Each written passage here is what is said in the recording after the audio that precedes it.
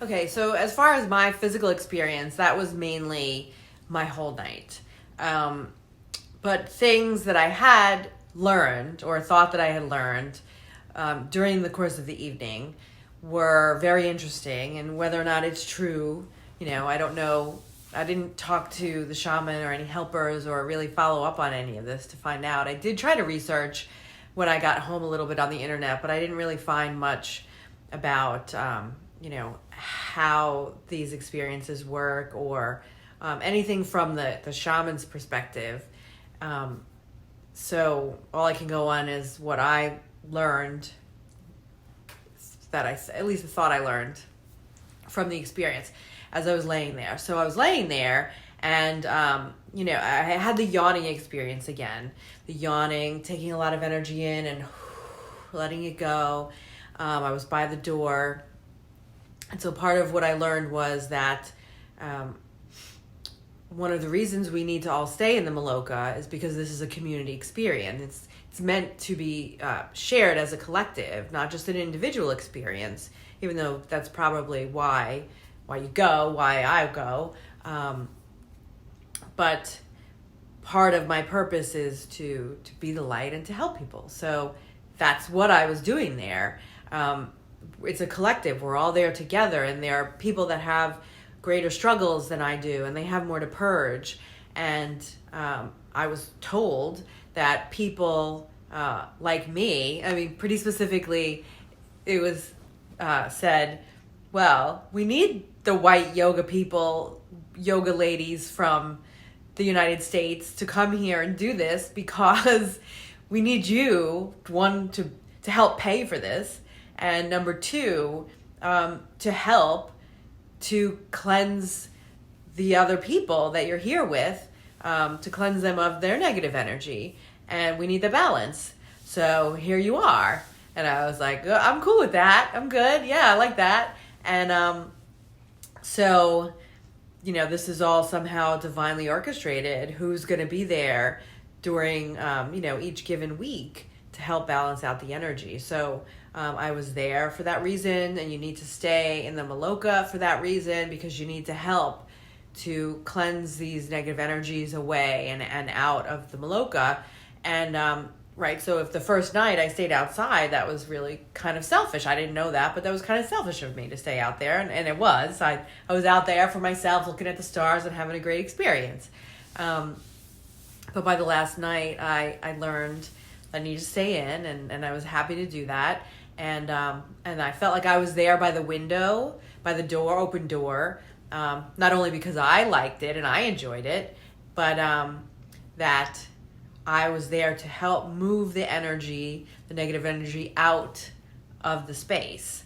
So the breathing in, and I would blow it out the window. So so that was, I'm get chills just thinking about it, helping to do that.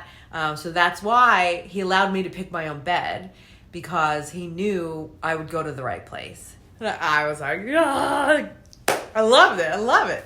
It was just amazing. So, and this could be a whole story I'm making up, but I believe it's true. So, so that's why I picked that bed. And the reason why my friend couldn't be next to me is because it needed to be a masculine there. So at the door, there needed to be a divine masculine and a divine feminine to guard the door and make sure the energies go out the door. Blew my mind. I don't know if the same thing happened on the other side, but that's what happened at my door, and can't tell me otherwise. So I was happy to play that role. There was another woman that was very, very positive, and I really loved her energy. And so the gentleman was on my right side if I'm facing up from the bed, and she was on my left. And I was really, someone had gone there and then moved, and I was really happy that she went next to me, because I felt really safe. And then at some point, she called me sister. I think it was me. She might have been having her own thing, and I just projected that. But I felt really comfortable having her next to me. And afterwards, she said, she said, whatever you had going on, I really liked it. So I was like, cool. And And she had said that night too, after people were purging, she said, or when people were purging loud, she said, "And I will be the voice for the rest of us." And she had said that. I heard her from somewhere else in the Maloka on Tuesday night. She said the same thing. And I immediately knew what that meant, which was we're hearing all of this negative stuff coming out. You're not hearing the positive stuff because those people are quiet, having their own experience. But she will be the voice for the rest of us. Meaning, you know, we're here too, right? It's not just all this, the vomiting and the crying and stuff that's going on. There's a balance here. So felt really good in that space. So explain the yawning, explain the open door, explain why I was able to pick my own seat, explain why we needed to stay in the room. I believe that the woman the previous night asked me how I was doing because I think that she knew what my role would be the next night and just wanted to check and make sure that I was ready for it. And now I know what they mean when... and I think the reason why she knew is because the helpers and the shamans, they also take the medicine.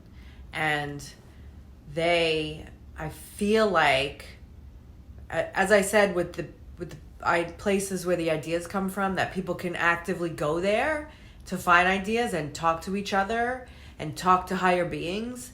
I think that the shamans and the helpers are also in some other plane, or they're in both, right? They're straddling both, or however many, I don't know, places, and that when I took the medicine and I was in my space and I was helping, that I was in this place with them. I couldn't talk to them in that space, but I knew, or I felt like they knew that I was there, and so I was in the right place. So I feel like they go into these other realms and they can see and know so much more than we do as it's happening.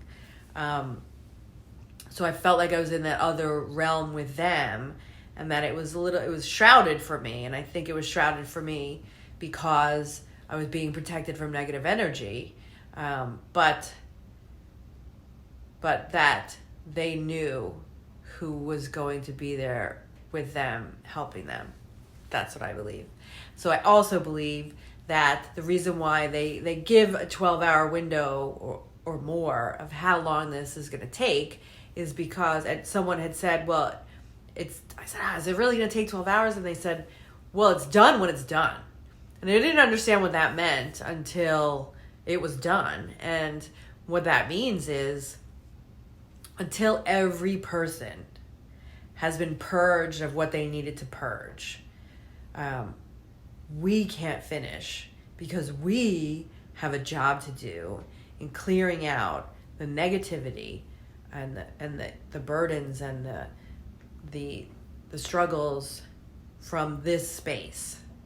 So you might be done, you might not need something, but you're not just here for you, you're here for everyone. And that really jives with what I've come to believe and know, and that we're all connected, and that we all come from the same thing. We all come from the same source energy, universe, God, whatever you want to call it, creator.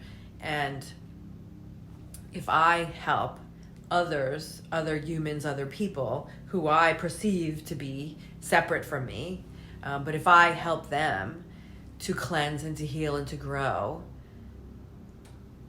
I'm really just helping myself. So yeah, it's not done until it's done. And we're not done yet, but we're almost done.